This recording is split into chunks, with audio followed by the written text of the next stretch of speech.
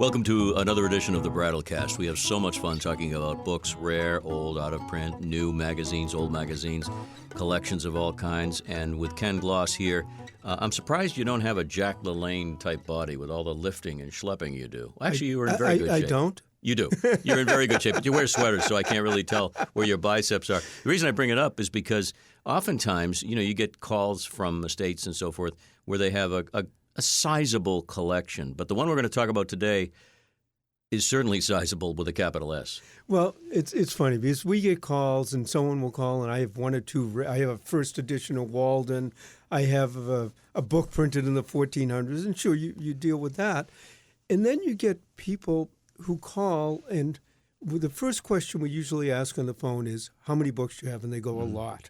What does that mean? Well, exactly. And then you ask what kind you have, and they say fiction and nonfiction, which is everything.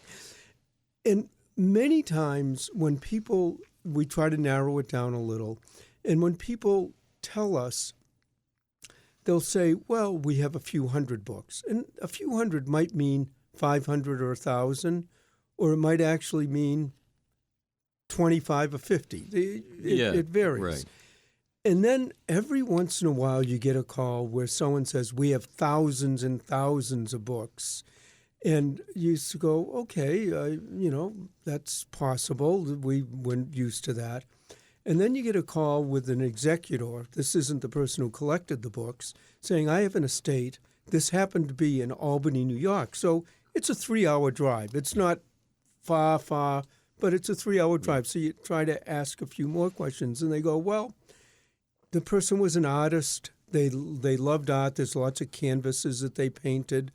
But they had a lot of books on art. They had a lot of interesting covers on books, and they have 20,000 or so books. And when someone says 20,000, you start to say, well, do they really, or what? And they started saying, well, they had this. And the person said enough to say, okay, we've got to take a trip out to Albany, New York.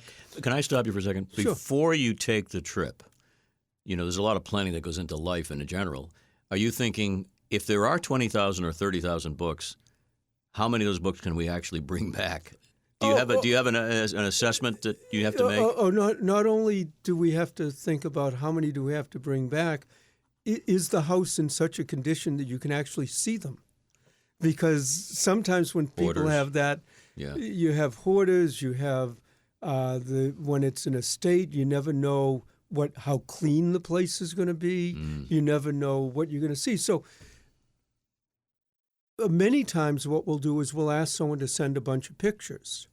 Now you can take digital pictures, but they were saying one of the things they said they had was a bunch of old paperbacks with the nice sort of vintage covers, the pulp type, and we like those. They're not valuable, high price, but they're fun. And one of my biggest fears always is we get lots and lots of calls to go out to houses, and we go out almost every day. And a lot of times if we get an inkling that it might be good, we like to go, because my biggest fear is that we'll say to somebody no, and about 2 weeks later, one of our colleagues will come, I was just in Albany, and I just bought the greatest library in the world. And woulda, shoulda, coulda. Yeah. And you go, oh, why didn't I go? So anyways, the store manager and myself, we decided it's only 3 hours. And an interesting thing, when you put it into perspective, it's actually 2.5 or a little more. When you're in Boston and someone calls you and they live on Cape Cod, maybe Provincetown, it seems like, well, it's fairly close. If they call you and they say they're in Albany, New York, it seems like a long way away. Both take about 2.5 hours to get to. Good point. So anyways, we decided to go out. We decided to go look at this house. You never know what you're going to see. And the man opens the door. We walk in. There's a little porch on the outside, bookshelves everywhere. Walk into the house, canvases, 680 large canvases. Let's say the artwork was not quite of my taste, but some of them were covering up bookshelves here, bookshelves there, upstairs, every room, bookshelf, under the bed, books, bathrooms, in the closet, books. Go to the kitchen, and you know how in the kitchen you have kitchen cabinets? Right. 3/4 of the kitchen cabinets, if you open the door, there are books. Let me ask this question because we talked about this briefly. Was it a neat and orderly, clean, generally clean place? Well, one thing I will say, it was somewhat. Okay. It was not filthy, dirty. Okay. I will give the executors who were doing this credit. The bathroom was clean, and there was actually toilet paper in it. Well, there's a plus right there. Yeah. That sounds like, but that's actually something we look for, because we know if we're going to be working in the house, we want to know, do you stop at the last exit on the Mass Pike? Or is it safe to go to the house, or do you have to figure out if there's a McDonald's down the corner? So that, and then they take us down the basement, and there were just container and boxes and plastic bins just filled with books. Now, this person was an artist. He loved comics, but a lot of them were, quote, adult comics. Oh, jeez. He loved photography. A lot of them were what would have been 30 or 40 years very risque, in good taste at the time. They would vintage porn, if some people might refer to it. A little okay, of that. All right. Let's just say that the 680 canvases, he liked pinups. Oh, okay. So we're looking, and actually some of that is very interesting and actually quite saleable. And then we're looking at the vintage paperbacks.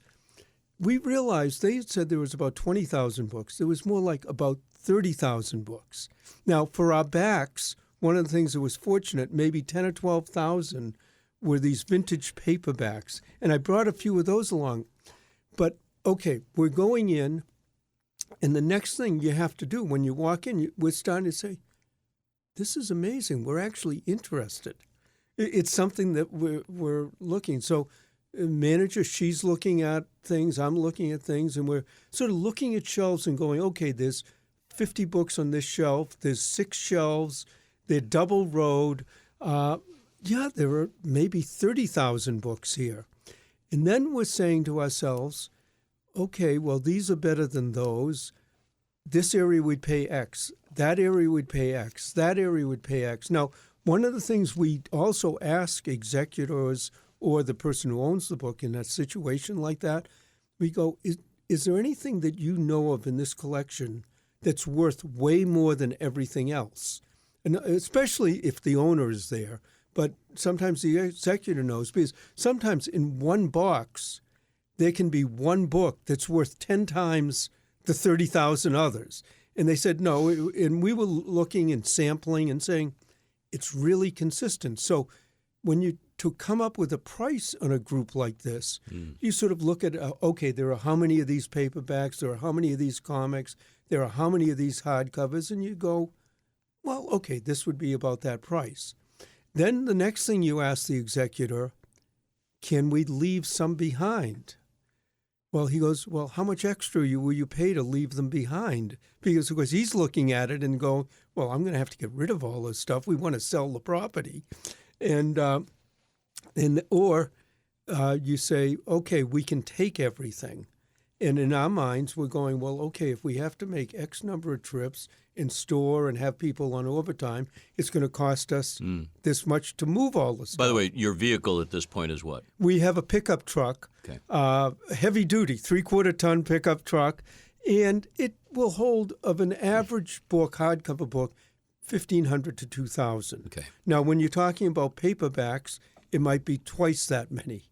So we're calculating all of this. I'm just reaching over, Ken, to pick up a book because I saw Red Auerbach's name on it.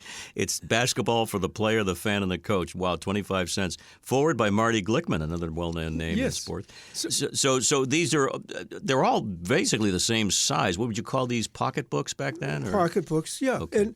And there were art books and so on. So we came up with a price. The next thing you ask in a collection like that is, okay, we came up with a price which we said we would take everything. which I think that sealed the deal right then and there. They just wanted everything out. Next thing you have to ask is, what's your time frame? Because usually if you go to a house that there's 1,000, 1,500 books, you can just pack them up and take them that day. And, we said, this is going to take a time. We'll need 3 weeks, maybe a month. They said, no problem. If you can do that. The next question I ask is, well, this is February. What happens if it snows? And they go, well, we have someone who comes by and shovels the walkway and puts ice melt down and all that. So we're going fine. We don't have to bring ice melt shovels. You have to think of all these things. Yeah. And so we made the deal. They were fine. They said, well, we were hoping to get a little more, but if you're going to take everything, fine. And then I arranged with staff and everybody and said, okay, who can come with me at 6:30 in the morning? We're going to leave. We'll get there around 9:30. We'll pack up a truckload. We'll get back around 3, 4. We'll unload. Tomorrow, someone else will come with me at 6:30 in the morning. Man. So we did. How many? We're going to finish it up. We have one more load to go, and it's about 9 truckloads. Another consideration, I'm sure I know you think about this because you think about everything. Where are you going to put all this? Do you have room in that massive store you have? Well, in this case, we didn't have to do it, but in some cases, what we do is rent a storage area near the place and get it out of the house quickly. But in this case, we actually had been a little bit slow at the store, so our back stock was down, and we actually, in our basement, we can fit boxed up, piled high to the ceiling, floor to ceiling. Well, let me ask you this, just based on the sample of these little pocket books, and you would know, of course, if there's interest in this kind of thing.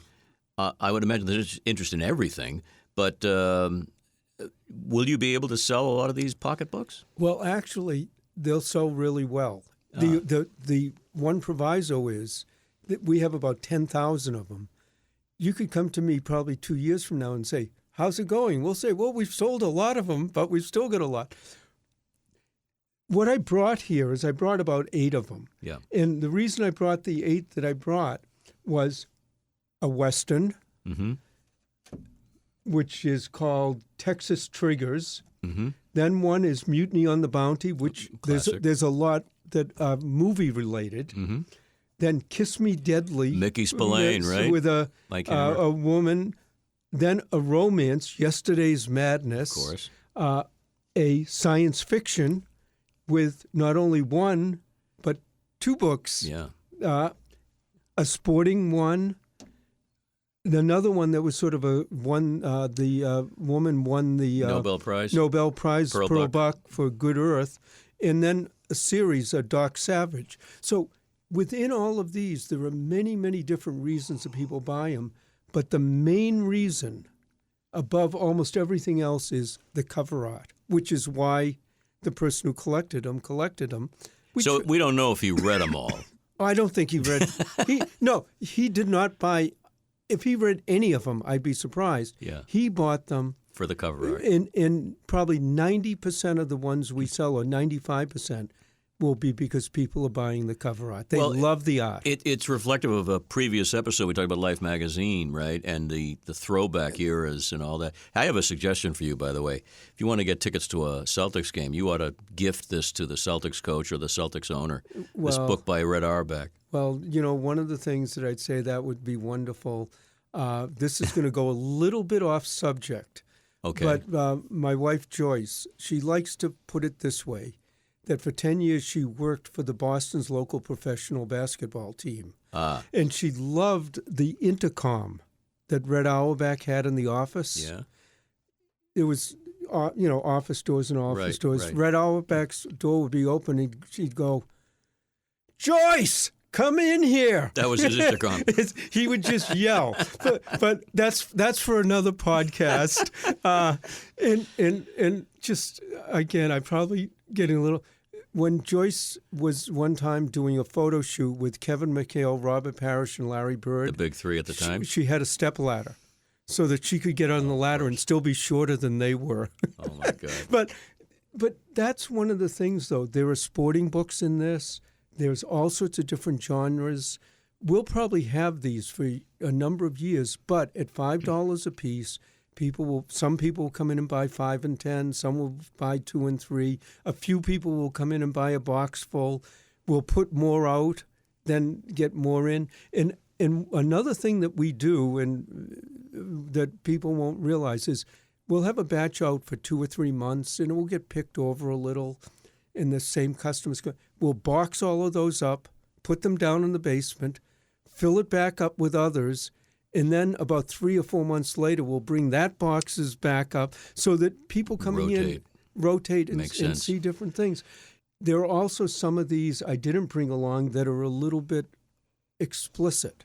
And there's a big collecting audience for that. Now, those we won't put out in the same way because we wouldn't want little kids to pull one out and their parents to be there and see them. But there's a whole collector's area of that type. The one area that he didn't have that we wish he had that sell very well is the LBGTQ. Those go off the shelf as fast as we can get them. Amazing. Just amazing. 30,000, and you're still in process as we record this of picking them up. We're still in process of picking them up, but it's one of those lots that everybody at work goes, this one's a lot of fun. A story you can only hear here on the Brattlecast. My thanks to you, Ken, and congratulations. Thank you.